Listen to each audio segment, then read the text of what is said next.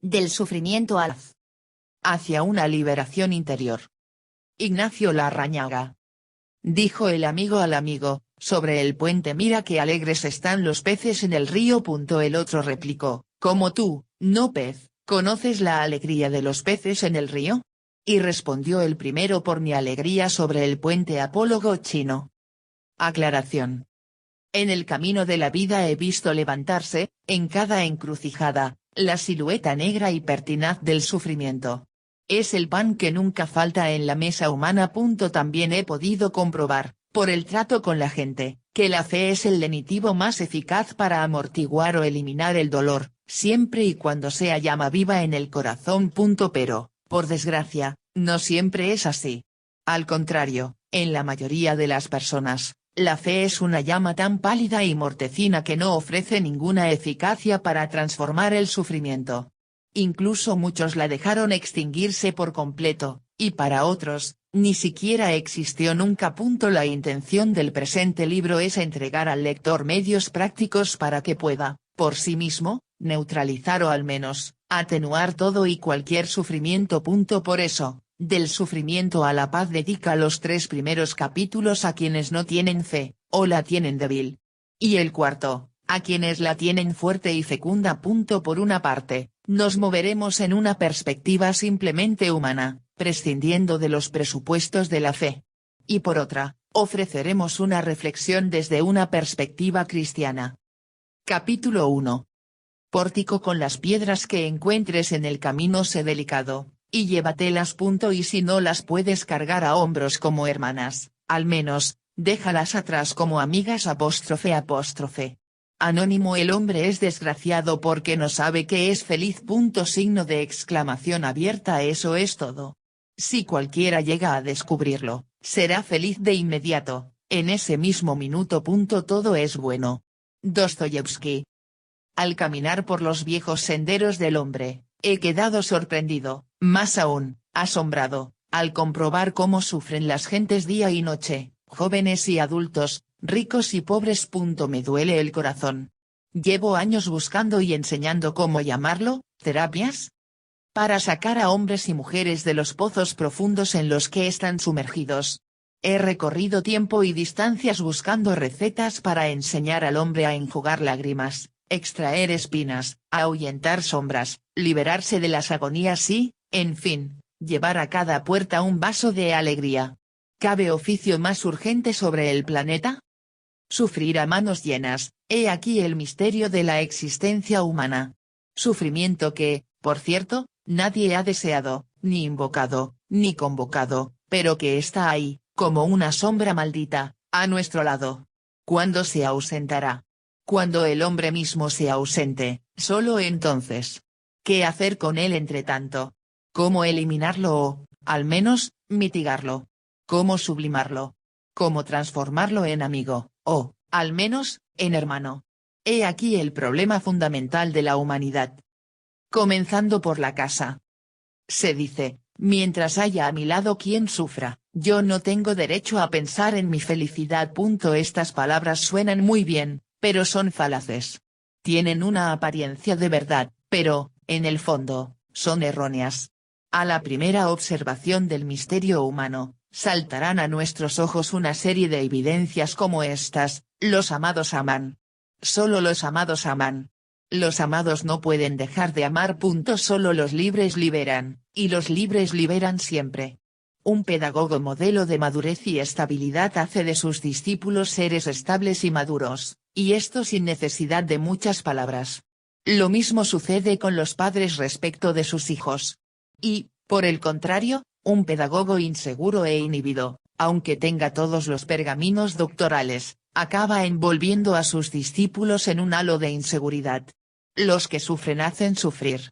Los fracasados necesitan molestar y lanzar sus dardos contra los que triunfan. Los resentidos inundan de resentimiento su entorno vital. Solo se sienten felices cuando pueden constatar que todo anda mal, que todos fracasaron. El fracaso de los demás es un alivio para sus propios fracasos, y se compensan de sus frustraciones alejándose de los fracasos ajenos y esparciendo a los cuatro vientos noticias negativas, muchas veces tergiversadas y siempre magnificadas. Una persona frustrada es verdaderamente temible. Los sembradores de conflictos, en la familia o en el trabajo, siendo perpetuamente espina y fuego para los demás, lo son porque están en eterno conflicto consigo mismos. No aceptan a nadie porque no se aceptan a sí mismos. Siembran divisiones y odio a su alrededor porque se odian a sí mismos. Es tiempo perdido y pura utopía el preocuparse por hacer felices a los demás si nosotros mismos no lo somos, si nuestra trastienda está llena de escombros, llamas y agonía. Hay que comenzar, pues, por uno mismo. Solo haremos felices a los demás en la medida en que nosotros lo seamos. La única manera de amar realmente al prójimo es reconciliándonos con nosotros mismos, aceptándonos y amándonos serenamente. No debe olvidarse que el ideal bíblico se sintetiza en amar al prójimo como a sí mismo. La medida es, pues, uno mismo, y cronológicamente es uno mismo antes que el prójimo. Ya constituye un altísimo ideal el llegar a preocuparse por el otro tanto como uno se preocupa por sí mismo. Hay que comenzar, pues, por uno mismo. Al respecto, no faltarán quienes arguyan alegremente, eso es egoísmo.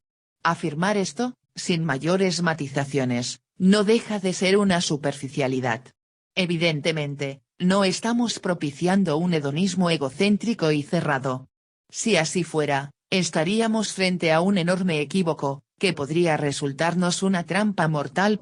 Efectivamente, buscarse a sí mismo, sin otro objetivo que el de ser feliz, equivaldría a encerrarse en el estrecho círculo de un seno materno.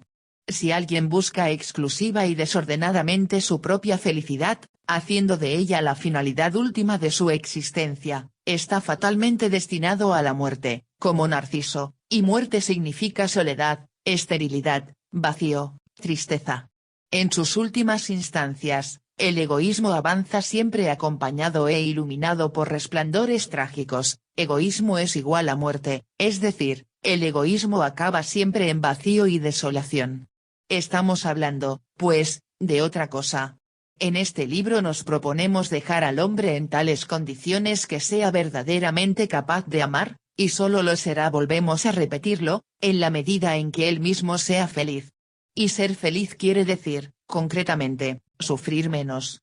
En la medida en que se secan las fuentes de sufrimiento, el corazón comienza a llenarse de gozo y libertad.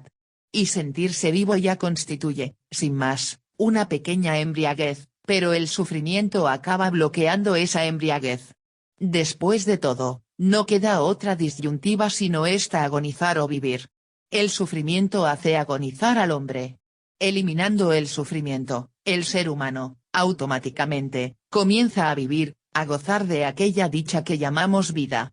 En la medida en que el hombre consigue arrancar las raíces de las penas y dolores, sube el termómetro de la embriaguez y del gozo vital. Vivir, sin más, ya es ser feliz.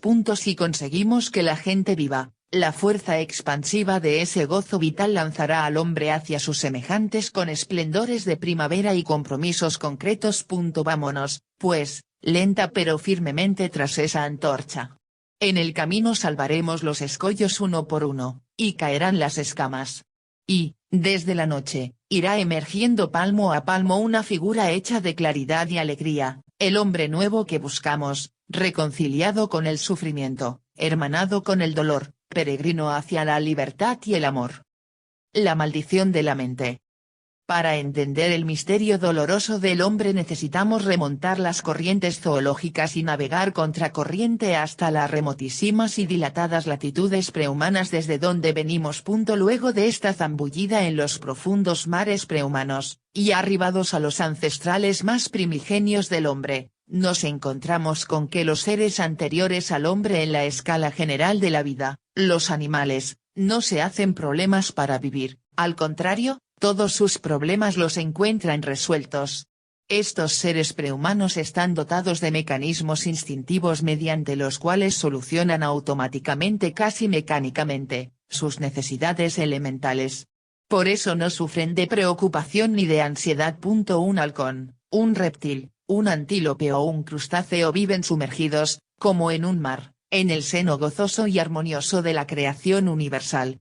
Este seno sin contornos es un inmenso hogar en el que los seres prehumanos viven cálida y deleitosamente, y en plena armonía, generada por ese haz de energías instintivas que, como un misterioso entresijo, recorre y unifica a todos y cada uno de los seres de la escala zoológica. Viven, pues, en una especie de unidad vital con todos los demás seres. No saben de aburrimiento ni de insatisfacción. No tienen problemas, repetimos. No pueden ser más felices de lo que son. Se sienten plenamente realizados. Esta felicidad la viven sensorialmente, aunque, como es obvio, no conscientemente. Así vivía también el hombre en las primeras etapas de su evolución. Pero en una de esas etapas aquella criatura que hoy llamamos hombre tomó conciencia de sí mismo, supo que sabía, supo quién era.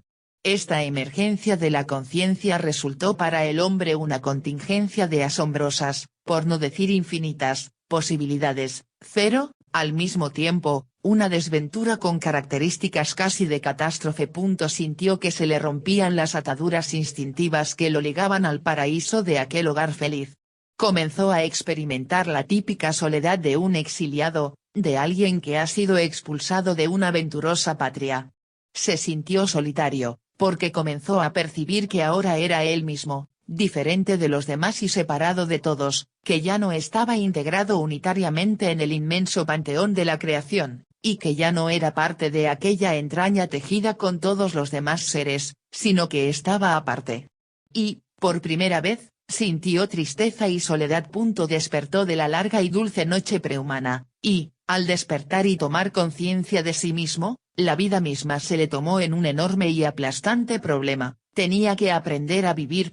Antes la vida se le daba hecha, espontánea y deliciosamente, ahora tendría que aprender a dar los primeros pasos con trabajo y fatiga. Antes el vivir era un hecho consumado, ahora un arte. Antes, una delicia, ahora, un desafío, todo lo tendría que improvisar, con sus correspondientes riesgos. De ahora en adelante, el interrogante será su pan y la incertidumbre su atmósfera.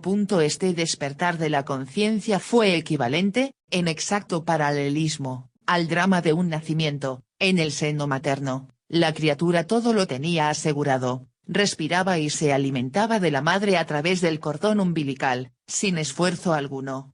Vivía en unidad perfecta con la madre, en una simbiosis plenamente gozosa, sin riesgos ni problemas. Sale a la luz, y todos son problemas, tiene que comenzar a respirar, a alimentarse trabajosamente, y, a lo largo de los años y hasta la muerte, su existencia será un incesante aprender a vivir. Esto mismo sucedió con el nacimiento del hombre en el proceso evolutivo. Al tomar conciencia de sí mismo, el hombre midió con precisión sus posibilidades y también sus impotencias. Y estas limitaciones se le transformaron en unos como muros estrechos de una cárcel, dentro de la que se sintió, y se sigue sintiendo, encerrado, sin posibilidad de evasión. ¿Cómo y en qué dirección salir? Y, por primera vez, el hombre se sintió desvalido e impotente. Sin que se le pidiera autorización, y sin desearlo, se vio empujado al mundo, y, de pronto, se encontró con un ser desconocido, él mismo, en un lugar y tiempo que no había escogido, con una existencia no solicitada y una personalidad no cincelada por él mismo, con misteriosas dicotomías, que, como cuñas, lo dividen y desintegran, sin saber si es amasijo de piel, carne, huesos, nervios y músculos, o si, más allá de todo eso, su existencia tiene algún sentido. El hombre se miró y se encontró extraño a sí mismo, como si tuviera dos personalidades al mismo tiempo, un ser incomprendido e incomprensible para sí mismo. Un desconcierto, poblado de interrogantes, cubrió sus horizontes como una densa niebla. ¿Quién soy yo? ¿De dónde vengo? ¿A dónde voy? Y sobre todo, ¿qué hacer conmigo mismo? Levantó sus ojos, y allá, a lo lejos, distinguió oscuramente la roja puerta de la muerte. Se analizó a sí mismo y concluyó que era un ser nacido para morir. Cercado por sus cuatro costados, sitiado como una ciudad indefensa, asediado a diestra y siniestra por las fieras, ¿cómo escapar? Y la angustia levantó su sombría cabeza, cerrándole el paso, una angustia que fue atenazando sus huesos y sus entrañas. ¿En qué dirección huir? No podía regresar al paraíso de la etapa prehumana, esa retirada estaba clausurada. Y viendo cerradas todas las salidas de la ciudad, el hombre pensó y deseó por primera vez la falsa salida de la muerte. La razón lo obliga a caminar por los páramos infinitos hacia metas inaccesibles. Se propone alcanzar una cumbre, y, arribado a la cima, divisa desde allí otra montaña más alta que lo reclama. Alcanzada esta segunda cumbre, distingue desde ella otra altura más eminente que, como una luz fatal, lo seduce irresistiblemente. Alcanza también esta altura, y así sucesivamente. Su vida es un proyecto escalonado de cumbres cada vez más elevadas y cada vez más lejanas, lo que acaba dejándolo perpetuamente desazonado e inquieto. Condenado a caminar siempre, siempre más adelante, el hombre no puede detenerse, porque está sometido a un imperativo categórico que no lo deja en paz, sino que lo impulsa hacia una odisea que nunca acabará, en dirección de una tierra prometida a la que nunca llegará. El hombre es un arco en tensión destinado a alcanzar estrellas imposibles. Seducido por lo desconocido, irrumpe en las regiones ignotas para descifrar enigmas y llenar de respuestas los espacios vacíos. Vive atormentado por anhelos anteriores que ni él mismo entiende y que, por otra parte, es incapaz de sosegar, que lo arrastran hacia lo infinito y lo absoluto, y le obligan a darse a sí mismo la razón de su existencia y a encontrar respuesta a todas las preguntas. Viene de un mundo unitario. Esta impronta original lo obliga a buscar unidad consigo mismo y con los demás, pero, al mismo tiempo, se siente disociado por urgencias interiores y desafíos exteriores. La razón le dicta una cosa, y la emoción otra. Desea mucho, y puede muy poco. Lucha por agradar a todos, y no lo consigue. Busca la armonía consigo mismo y con los demás, y, sin embargo, siempre está en tensión. Experimenta sensaciones desabridas, como la ansiedad, la depresión, la dispersión, y no dispone de armas para ahuyentarlas. Su mente es, con frecuencia, una prisión en la que se siente atrapado, y no puede prescindir de ella aunque quisiera, ni salir de esa prisión. Y así, a veces, una nube de obsesiones le obliga a dar vueltas y más vueltas, como una mariposa, en torno a una alucinación obsesiva, sin conseguir evadirse. En suma, concluimos con E. Fromm, que la mente humana es la bendición y la maldición del hombre. Es verdad que la historia está lanzando sin cesar desafíos al hombre, como acabar con las guerras, superar el hambre, la enfermedad, la pobreza. Pero, por encima de todas las altas tareas que la historia pueda encomendar al hombre, su quehacer fundamental y transhistórico es y será siempre, qué hacer y cómo hacer para llegar a ser dueño de su propia mente, de sí mismo. Dicho de otra manera, qué hacer para que la mente solo sea fuente de toda bendición. Unos amigos para el camino. En el capítulo 3 de este libro entregaremos, desarrollándose ampliamente, numerosas y multiformes vías de salvación. Pero, antes de penetrar en ese valle, me propongo depositar en las manos del lector, para el camino y provisoriamente, unos instrumentos de salvación que le acompañarán, como otros tantos amigos, mientras vamos recorriendo e inspeccionando los diversos manantiales de sufrimiento. De esta manera, y como sin darse cuenta, el lector ya está comenzando a ingresar en el deseado templo de la salvación. Estos amigos para el camino son los siguientes. Salvarse a sí mismo. Ante todo, es necesario que el lector tome conciencia desde el primer momento de que siempre que utilizo la palabra salvarse no estoy haciendo referencia a la salvación cristiana, aquella que nos alcanzó Jesucristo, y que se consumará en la gloria eterna. Por el contrario, entendemos aquí la salvación en su acepción más popular y llana. Por de pronto, no se trata de salvar, esto es, una acción dinámica por la que alguien libra a otro de un peligro, como cuando un salvavidas salva a un náufrago de una muerte segura. Hablamos de salvarse, esfuerzo por el que uno mismo, con sus propios medios, se pone a salvo evitando caer en un peligro o saliendo de una situación mortal. Más concretamente, Nos referimos a ciertas iniciativas que cualquier persona puede utilizar, a modo de autoterapias, para evitar o mitigar el sufrimiento. Hablamos, por ejemplo, de salvarse del miedo, salvarse de la tristeza, salvarse de la angustia, salvarse del vacío de la vida, salvarse del sufrimiento, y salvarse a sí mismo. No hay especialista que pueda salvarme con sus análisis y recetas. La salvación es el arte de vivir, y el arte se aprende viviendo, y nadie puede vivir por mí o en lugar de mí. No hay profesional u orientador que sea capaz de infundir en el discípulo el coraje suficiente como para lanzarse por la pendiente de la salvación. Es el mismo discípulo quien tiene que sacar desde su fondo ancestral las energías elementales para atreverse a afrontar el misterio de la vida con todos sus desafíos, reclamos y amenazas. Es uno mismo quien puede y debe salvarse a sí mismo, para adquirir de esta manera la tranquilidad de la mente y el gozo de vivir. Para ello hay que comenzar por creer en uno mismo, y tomar conciencia de que todo ser humano es portador de inmensas capacidades que, normalmente, están dormidas en sus galerías interiores, capacidades por las que, una vez despiertas y sacadas a la luz, el hombre puede mucho más de lo que imagina. Dispone, además, de la maravilla de su mente, grávida de fuerzas positivas a las que puede dar curso libre. Hay que comenzar, pues, por creer en uno mismo y en la propia capacidad de salvación.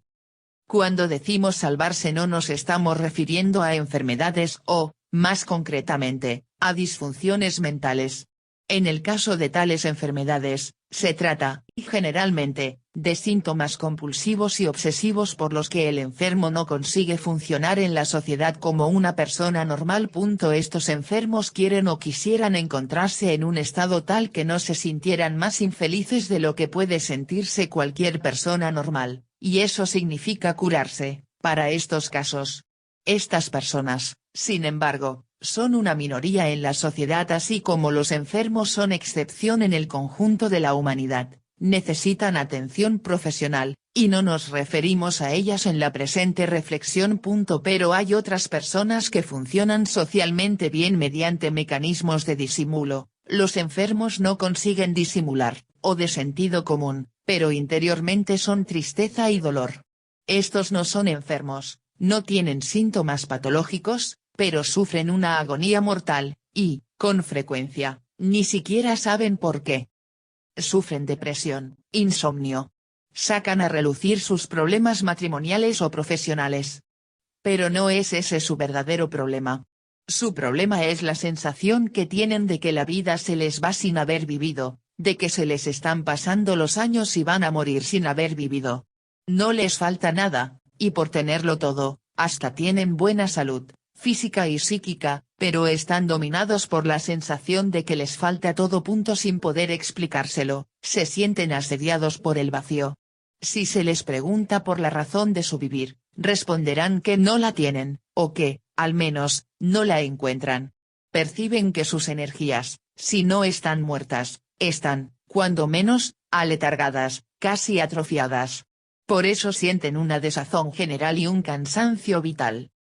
Frente a este panorama, salvarse significa ir suprimiendo o disminuyendo las fuentes del sufrimiento mediante ejercicios y prácticas que más adelante expondremos, trasponer las fronteras del dolor y de la angustia, superar la preocupación obsesiva por sí mismos, y así, adquirir la presencia de ánimo, el autocontrol y la serenidad, y, naturalmente, recuperar las ganas de vivir. Salvarse significa soltar las energías almacenadas en el interior, que, frecuentemente, están constreñidas, y darles curso libre para el servicio de los demás. Significa, en una palabra, lograr plena seguridad y ausencia de temor, ir avanzando, lenta pero firmemente, desde la esclavitud hacia la libertad. Y esta sagrada tarea nadie la hará por mí o en lugar de mí. Yo tengo que ser el salvador de mí mismo. Al fin y al cabo, estamos en el epicentro mismo del misterio humano. Soy yo solo y solo una vez. Los amigos y familiares pueden estar conmigo hasta unos ciertos niveles de profundidad. Pero en los últimos niveles, donde yo soy yo mismo y distinto de todos, allá, o asumo toda la responsabilidad o me pierdo, porque a esos niveles no llega ninguna ayuda exterior. En las emergencias de la vida, con frecuencia nos encontramos con preciosos estímulos y luces. Hoy es la orientación de un maestro de vida, mañana, el acertado diagnóstico de un especialista, al día siguiente, el cariño y la veteranía de los padres. Entre todos ellos, sin embargo, no conseguirán salvarme. Las orientaciones y consejos no tienen una eficacia salvadora automática por el hecho de que provengan de un maestro experimentado. Es la puesta en práctica la que convalida o invalida aquellas recomendaciones, y soy yo el que tiene que comprobarlo, porque, en fin de cuentas, cada persona experimenta las recetas con efectos diferentes, y es cada persona la que tiene que verificar si aquella recomendación le salva o no. Al final, no existe otro salvador de mí mismo que yo mismo. Debido a esto, ofrecemos más adelante algunos mecanismos sencillos, eficaces y prácticos, con los que cualquier persona pueda, por sí misma, eliminar por completo muchos sufrimientos o, al menos, suavizarlos. Si hasta ahora sufría como 40 grados, permítaseme la expresión, que más tarde sufra como 35, luego como 30, y así sucesivamente. Por eso, y para este contexto, sonará reiteradamente en los capítulos que siguen esta urgente recomendación: sálvate a ti mismo.